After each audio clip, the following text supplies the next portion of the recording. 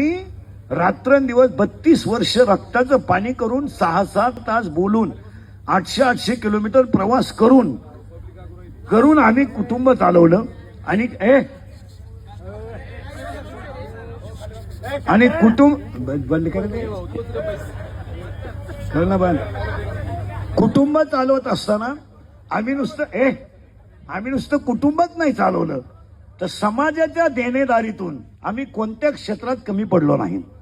बसलेल्या कोणत्याही माणसाने सांगावं की आम्ही कोणतंही क्षेत्र असो, मंदिर बांधायचं आम्ही पुढेच आहोत, सप्ताह करायचा आम्ही पुढेच आहोत, विद्यालय चालवायचं आम्ही पुढेच आहोत.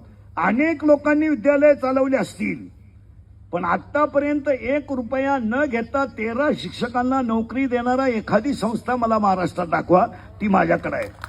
की ज्यांचे माझ्याकडे 15 लोक काम करतात, 1 रुपया न घेता मी विद्यालय घेतलं.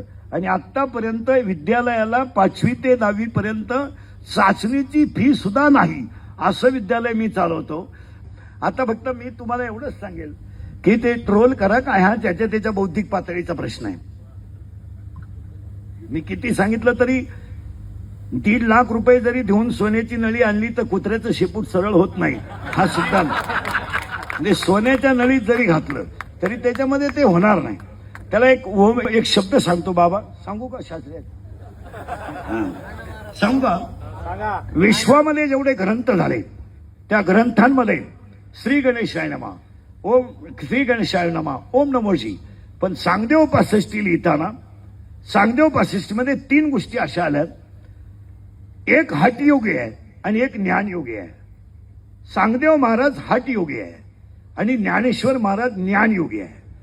हठयोग्याकडून आलेलं पत्र ज्ञानयोग्याकडे येत आहे तेव्हा ते कोरं आहे, आणि ज्ञानयोगाकडून पत्र जात आहे ती हठयोग्याला जात आहे, त्यामध्ये 65 ओव्या आहेत. आणि 65 ओव्यांमध्ये 3 ओव्या अशा आहेत. ज्ञानोबरायांनी इतके सुंदर 3 शब्द वापरले. अलंकार तुम्ही कोणताही करा आणि त्याला कोणताही आकार द्या, पण अलंकार सोन्याचं सोने पण सोडत नाही. कपडे तुम्ही कोणती घ्या, कापड सूत सोडत नाही. आणि गुळ तुम्ही कापा, फोडा, भुगा करा, पाण्यात भाजवा, शिजवा, गुळ त्याची गोडी सोडित नाही. तसं समाजामध्ये नास्तिक प्रवृत्तीची लोक, तुम्ही त्यांना काही करा